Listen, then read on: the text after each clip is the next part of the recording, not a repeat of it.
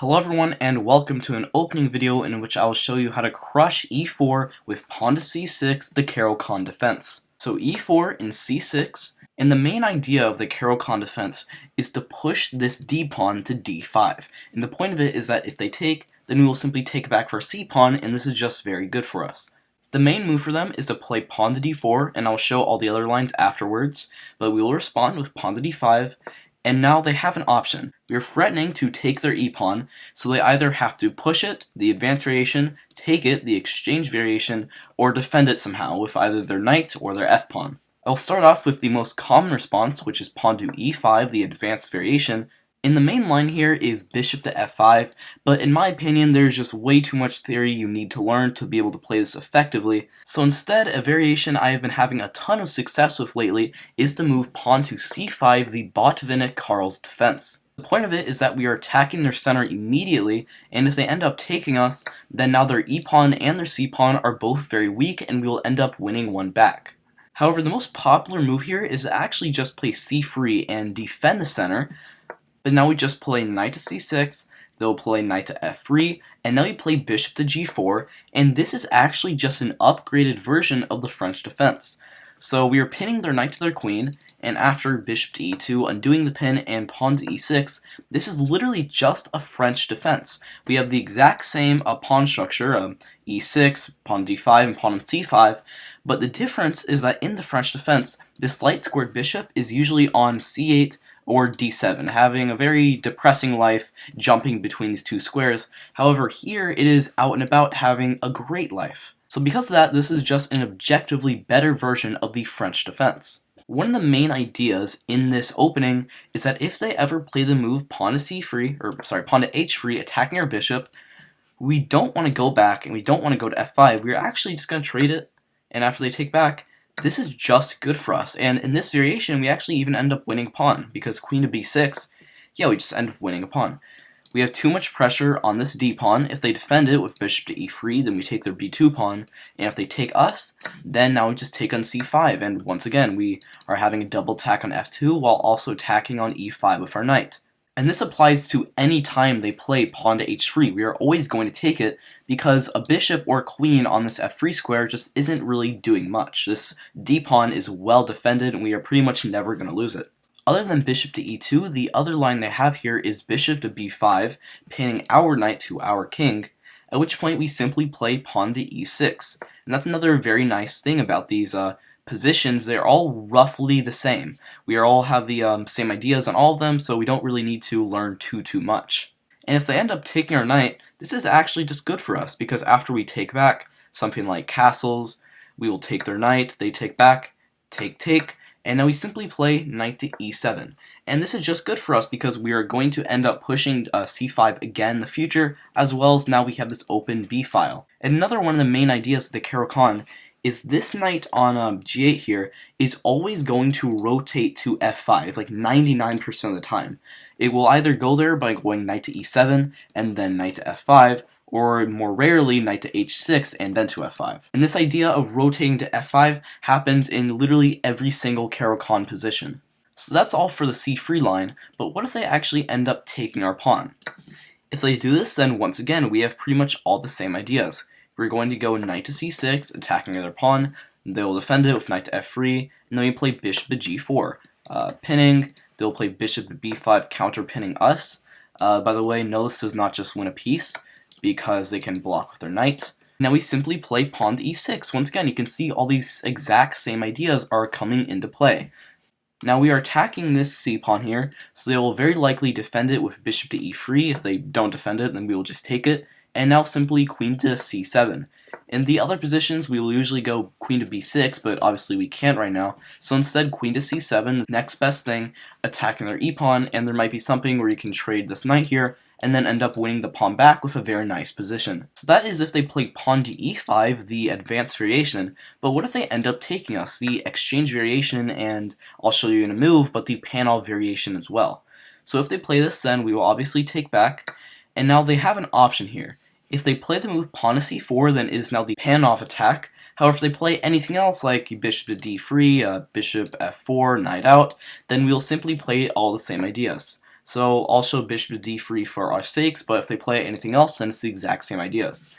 So knight to c6, knight to f6, and honestly you barely even need to know theory for this. Bishop to g4 pinning, castle, e6, pawn to h3, and in these positions you can trade if you want to, however backing up is also perfectly fine. So now bishop to f4, bishop to d6, you trade, knight to d2, and simply castles, and this is just a very even position.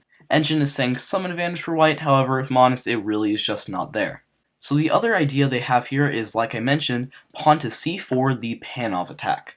Now we don't want to have to recapture with our queen when they take, because then we will run into knight to c3 attacking our queen and we would just give them extra tempo we don't need to. So instead we play knight to f6, preparing to recapture with our knight. They will play knight to c3, adding more pressure, and now simply knight to c6, because now if we trade all the way down, then after takes, there is no knight here to attack our queen, and this is actually just good for us. But now more simply, just knight to f3, and maybe bishop to g4, once again, pinning their knight to their queen. And in a second, we'll play pawn to e6, we'll develop this bishop either to d6 or b5, pinning their knight, and then we will simply castle, and we just have a fine position. One of the things you do need to know about these positions is that you do not want to take this, because then we will just let them take back with their bishop, and then we give them free development. We don't need to do this. So that is all for the exchange variation. However, now I'll look at what if they defend this pawn with their knight. And also, by the way, they can also play knight to d2 to defend it, but it'll make no difference.